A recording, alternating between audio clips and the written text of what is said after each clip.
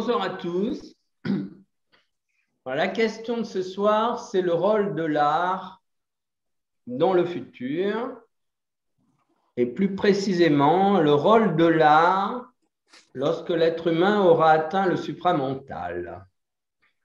Alors là, je ne vous dis pas, bzzz, il y a vraiment besoin de s'électriser pour se projeter dans un futur aussi intéressant. Bon, avant d'aller dans le futur, on va faire un petit séjour dans le présent. Voilà. Et bon, récemment a été mis en ligne une vidéo sur l'aspect objectif et l'aspect subjectif de la conscience. Ça, si vous voulez, je crois vraiment que c'est un élément fondamental. L'être humain confond les deux aspects, l'aspect extérieur objectif avec l'aspect intérieur subjectif. Pourquoi? Parce qu'il vit dans la dualité. Donc, plus tu vis dans le duel, plus l'objectif et le subjectif ont un lien complètement distendu. Et paradoxalement, plus ce lien est distendu, plus il y a tendance à les confondre. Parce que dans la dualité, on confond tout. C'est d'une simplicité absolue.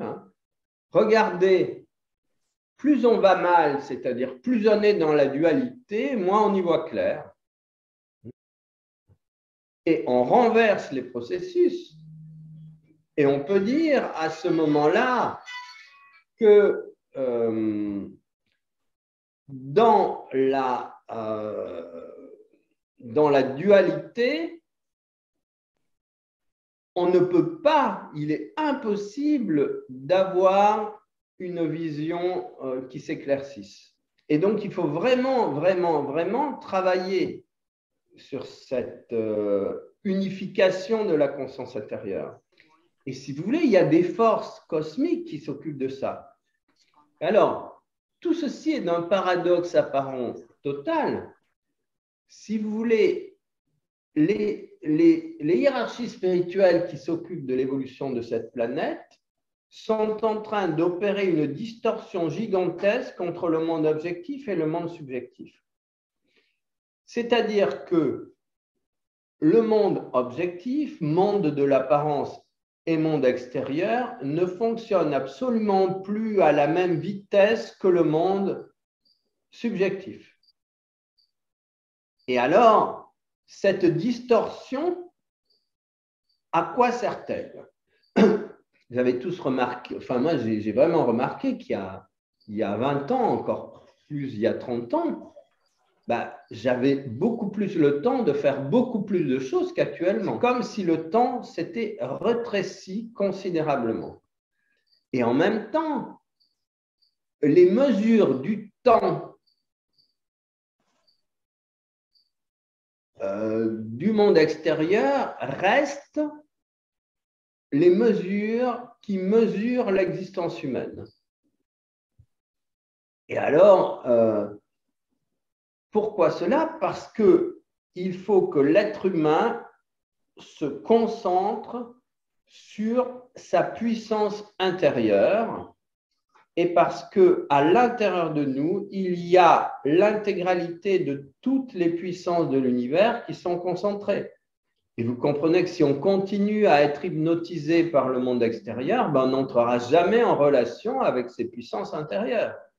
Donc, dans la sagesse infinie des mondes supérieurs, eh bien, on amène vraiment cette distorsion qui, c'est comme si on avait infiltré une fréquence complètement différente, inséré une fréquence différente à l'intérieur de la conscience humaine par rapport au monde extérieur.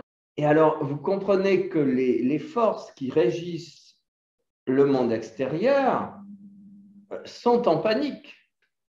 Le seul moyen de garder le pouvoir, c'est de nier cette distorsion du subjectif. C'est par exemple en médecine,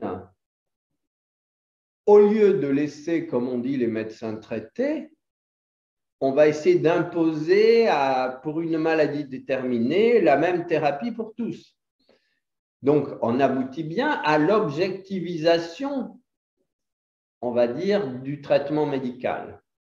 Et en fait, on essaie de nier le sujet. Ceux qui contrôlent le monde objectif n'ont d'autre choix que de nier le sujet pour garder le contrôle du monde. Mais plus ils nient le sujet, plus ils amènent le sujet à refuser le monde dans lequel il habite. Parce que l'individu, changeant de plus en plus, ne peut pas se reconnaître, peut de moins en moins se reconnaître dans un monde de plus en plus objectivé. Et c'est de cette façon, si vous voulez, que le monde objectif est en train de craquer de tous les côtés. Est-ce que vous entendez le son? Crac, crac, crac, crac. Voilà, c'est le monde objectif qui s'effrite. Piou, piou, piou, piou, piou, piou, piou. Comme un château de cartes qui s'effondre.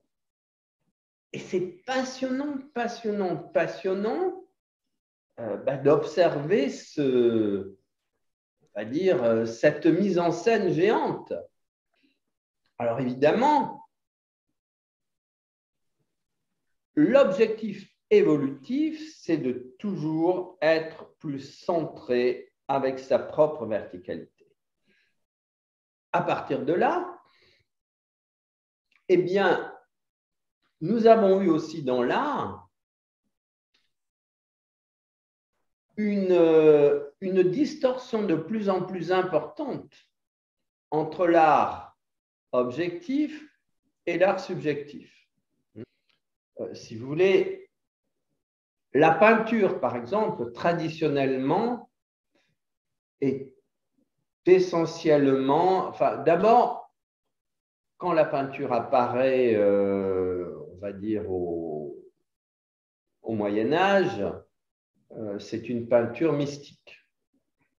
Bon, on a et elle correspond vraiment à la dimension ecclésiastique de la vie de l'époque. Et là, si vous voulez, on a, par exemple, on aboutit à Byzance à une tension gigantesque sous l'impératrice Irène à la fin du 8e siècle, avec la dimension iconique et la dimension iconoclaste. Ceci était porté par le voisinage avec l'art musulman, qui ne tolère pas que le divin soit représenté. Ce n'est pas possible. Et donc, durant le règne de l'impératrice Irène, les icônes les plus merveilleuses ont été détruites. Et on retrouve un peu ce phénomène avec l'apparition du protestantisme en Occident. Le protestantisme qui nie le faste de l'Église et qui veut réduire, on va dire, à la simplicité la plus grande les représentations du divin. Et du coup, la Vierge Marie se trouve balayée dans la confusion qui s'ensuit. Bon. Et puis, donc, on voit toujours dans l'art la dualité. Et la dualité va atteindre, on va dire, des sommets avec l'invention de la photographie. Dans l'Antiquité, l'art était essentiellement la représentation du divin. Ou bien c'était l'art funéraire pour accompagner les morts dans l'au-delà.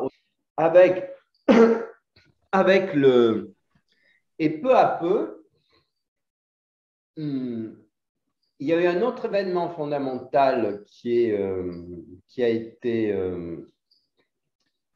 la chute de Constantinople en 1492, avec l'exode de tout un tas on va dire, d'êtres très doctes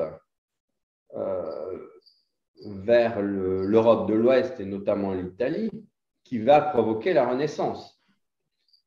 Et le retour de la Grèce antique dans l'art de l'époque va amener le retour du nu, de la nudité dans un monde chrétien qu'il avait refusé jusque-là.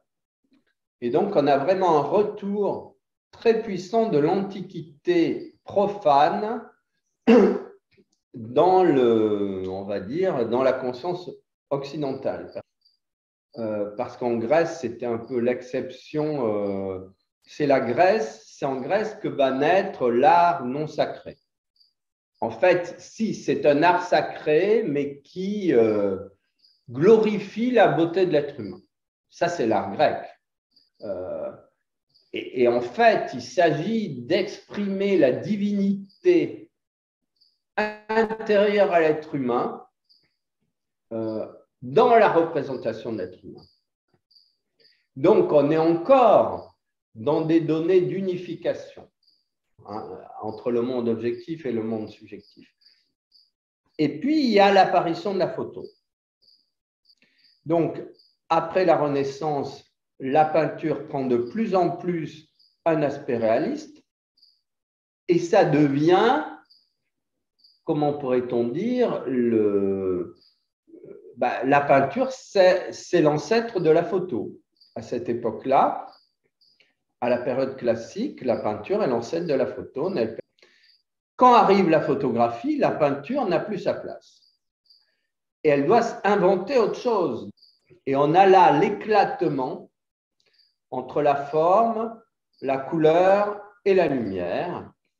Et à partir de là, si vous voulez, les artistes vont expérimenter, ils vont commencer à dissocier ces trois éléments qui étaient complètement unis auparavant. Et donc, on va aboutir, chez certains peintres, à l'éclatement des formes. D'abord, il va y avoir la perception subjective de la forme, et on a l'impressionnisme, avec les couleurs et la lumière qui ne sont plus du tout le reflet de ce que les yeux perçoivent, mais sont le reflet de ce que l'imagination capte de l'instant. Et donc, l'impressionnisme va jouer un rôle essentiel dans l'éclatement, en fait, le passage de l'art objectif vers l'art subjectif à l'époque moderne. Et l'art va devenir de plus en plus subjectif. Et alors, ça aussi, c'est extrêmement intéressant parce que la subjectivité de l'art, c'est une palette gigantesque de possibilités. Et si vous regardez, on va dire, une vidéo, c'est d'où viennent les pensées. Si vous voulez, l'idée, c'est que l'être humain n'invente jamais rien. Il capte toujours ce qui est préexistant dans l'invisible. Il ne peut rien faire d'autre. À partir de là, toutes les formes, on va dire, les différents artistes sont des médiums. Et alors, ils ont la possibilité d'aller prendre leur inspiration vers les cimes célestes, dans les cimes célestes, mais ils peuvent aussi aller les prendre dans les égouts. Parce que le spectre, si vous voulez, psychique auquel l'être humain peut se relier est extrêmement vaste et on peut dire va malheureusement de la première dimension à la quatrième ou la cinquième et va parce que tout dépend de l'endroit où nous avons mis nos racines. Si vous mettez vos racines dans les profondeurs de la conscience, vous aurez une inspiration terrifiante. c'est de là que viennent, par exemple, tous les films d'horreur. Ils viennent vraiment des racines les plus profondes de la conscience. Mais les gens ne se rendent pas compte que tout est réel. Et en faisant ce genre de film, les êtres, ils réveillent les forces cachées dans les profondeurs subconscientes les plus terrifiantes de la conscience humaine. Voilà, donc si vous voulez, l'être humain actuellement a accès à l'enfer, au purgatoire, et il a de moins en moins accès aux sphères célestes, à laquelle son âme aspire. À se dire, je n'arrive plus à voir un film, mais c'est un cauchemar de voir un film. Je veux dire, quel intérêt de voir des choses pires que dans le monde, que ce que les informations nous balancent toute la journée. Enfin, je veux dire, c'est du délire total. Ça n'a aucun sens, mais aucun sens, aucun sens. Vraiment, aucun sens, aucun sens, aucun sens. Donc, vous comprenez que les gens vivent dans un monde qui n'a aucun sens, et ils passent le temps à ajouter des choses qui n'ont aucun sens au monde qui n'a aucun sens dans lequel ils vivent. Vous comprenez pourquoi les gens deviennent fous? Enfin, ils sont tous tombés sur la tête. Voilà. Bon, alors, mais comment voulez-vous que si les gens sont incapables de se relier à des sources d'informations lumineuses, comment est-ce qu'ils peuvent projeter autre chose que les ténèbres dans leur vie? Voilà, donc il y a une exigence fondamentale de basculement de la conscience. Voilà, et alors, tout dépend d'où on va prendre l'inspiration. Et alors, si vous voulez, l'objectif, qu'est-ce que c'est que le monde supramental, hein? C'est un monde où on sera passé de la conscience intellectuelle, mentale, sidérale et limitée à une conscience cellulaire et totale. Pourquoi est-ce qu'on travaille avec les cellules tout le temps? C'est pour sortir de la dictature du mental à laquelle nous sommes complètement, dans laquelle nous sommes complètement emprisonnés. Comment voulez-vous être heureux dans une prison? Alors, comme le monde divin est absolument merveilleux et que les gens n'ont pas conscience qu'ils sont dans une prison, eh bien, on leur envoie le confinement. Et au lieu de comprendre que les gens comprennent qu'ils sont dans une prison, ils applaudissent à tout rompre. Oh, c'est merveilleux le confinement. On n'est pas là pour juger, hein. Il y a toujours des gens qui comprennent. Et peu à peu, eh bien, il y a des gens qui sortent de leur prison, qui comprennent les situations. Mais qu'est-ce que c'est long! Oh. Voilà, alors, il est inscrit dans la lignée évolutive que nous passerons dans de la conscience mentale intellectuelle à la conscience cellulaire, qui est une conscience d'amour. Et il n'y a pas le choix. Si l'être humain ne bascule pas dans la conscience cellulaire d'amour, le robot va prendre sa place. Le robot, il est purement mental, intellectuel, il a des données mémorisées, il n'a pas les données divines parce qu'il est créé par des programmes humains. Si vous voulez, la différence entre le robot et l'humain, c'est que l'humain a reçu directement les programmes divins, il est directement branché avec le divin, alors que le robot est branché avec l'humain. Hein? Le robot est branché au divin à travers l'être humain. Donc, il n'y a pas grand-chose de divin dans le robot. Mais comme il est branché sur la conscience humaine, il veut le pouvoir. Parce que les gens qui ont créé le robot ont infiltré leur recherche de pouvoir dans le robot. Et vous comprenez que c'est fantastique tout ça, c'est fascinant. Mais encore une fois, c'est plein de données à clarifier. Et dans la confusion, on n'arrivera jamais au supramental. On restera dans la distorsion et la dualité mentale. Voilà. Donc, alors, au fur et à mesure que l'être humain va rentrer dans cette unification intérieure, eh bien, si vous voulez, l'art deviendra l'expression de cette unification intérieure. Et donc, l'art reviendra, on va dire, à sa mission d'origine, qui est d'aider le divin à se manifester sur la terre. Et les artistes, si vous voulez, les grands artistes, bien sûr, seront en avance sur leur temps, comme d'habitude. Et donc, eh bien, si vous voulez, les grands artistes payent souvent un prix très cher au fait d'ouvrir la voie à la conscience humaine. Mais ils viennent avec cette mission, ils le savent et ils le font. Alors, eh bien, l'art du monde,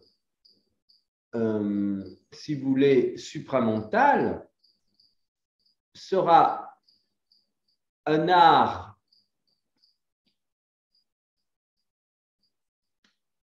qui ne sera plus séparé de, si vous voulez, tout deviendra art. Qu'est-ce que c'est l'art?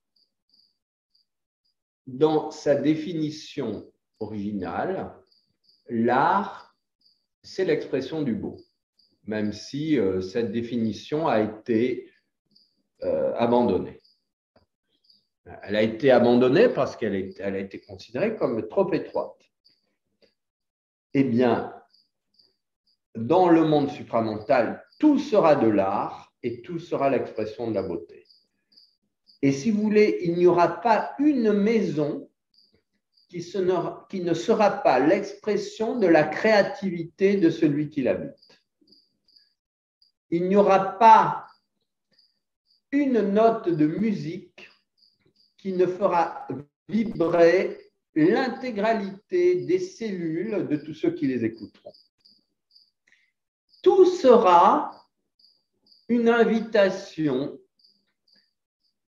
à entrer en affinité vibratoire avec des fréquences de plus en plus élevées. Et bien sûr, il ne faut pas imaginer que la Terre sera encore comme elle est maintenant. Si vous voulez, la Terre sera tellement plus subtile, tout sera tellement plus… si vous voulez, on pourra directement transformer la lumière en image et transformer la lumière en son et utiliser la lumière pour rayonner un spectre de couleurs qu'on ne peut pas imaginer. Et en fait, il n'existera plus que l'art. Et tout sera création. Et vous comprenez que il était impossible que tout soit art dans un monde contrôlé par le mental, puisque le mental passe le temps à détruire tout ce qu'il crée. Imaginez que si notre mental avait créé directement tout ce qu'il pense, mais le monde sera encore pire que ce qu'il est. Parce que la plupart des gens passent le temps à ruminer mentalement, à s'angoisser, à se faire des films horribles. Alors, heureusement qu'on a limité l'expression de l'art. Mais quand, eh bien, le mental aura accepté de travailler dans l'amour avec toutes les autres cellules, eh bien, ça n'existera plus, les préoccupations, les mal de tête, les migraines, les angoisses, l'anxiété, gna gna gna gna. Quand tout ça, toutes ces élucubrations mentales hallucinantes auront disparu, ben, tout sera beau et donc l'art sera exclusivement l'expression du beau. Donc, si vous voulez, quand on a défini l'art comme l'expression du beau dans le passé, c'était une projection de ce que serait l'art dans le futur. Et l'art du futur rejoindra l'art du passé, mais en sublimé totalement.